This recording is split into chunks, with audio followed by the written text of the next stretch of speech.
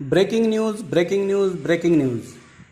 नेवासा जिवंतपणीच 10वा घालून अंधश्रद्धेला धक्का. कावळ्यांच्या प्रतिसादाने रंगला अनोखा सोहळा. विशेष वृत्त.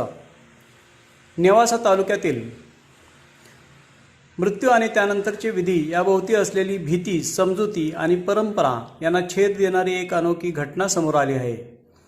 एका व्यक्तीने चक्क जिवंतपणी स्वतःचा 10वा घालण्याचा निर्णय घेत समाजाला विचार करायला भाग पाडणारा संदेश दिला आहे.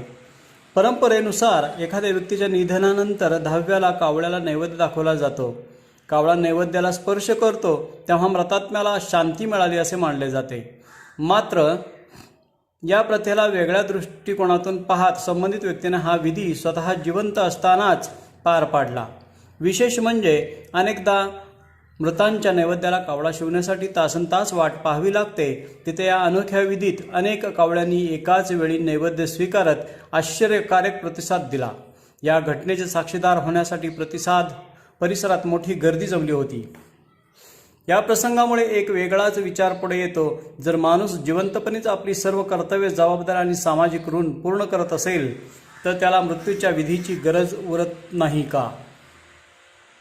हा उपक्रम केवळ धार्मिक विधी नसून अंधश्रद्धा निर्मूलनाचा ठोस संदेश देणारा प्रयोग ठरला.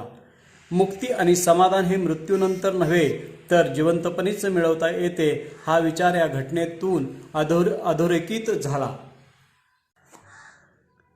देहाच्या या मातीला जिवंतपणीच जाणले, ऋण फिटले जगाचे, निसर्गानेही मांडले.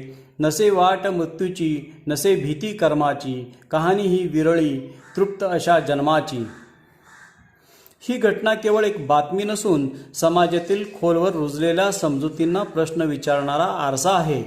परंपरा जपत असतानाच विवेकाने विचार करण्याची गरज अधोरेखित करणारा हा प्रयोग महाराष्ट्रासह देशभर चर्चेचा विषय ठरत आहे. RPS star news, Sanjay Pagare.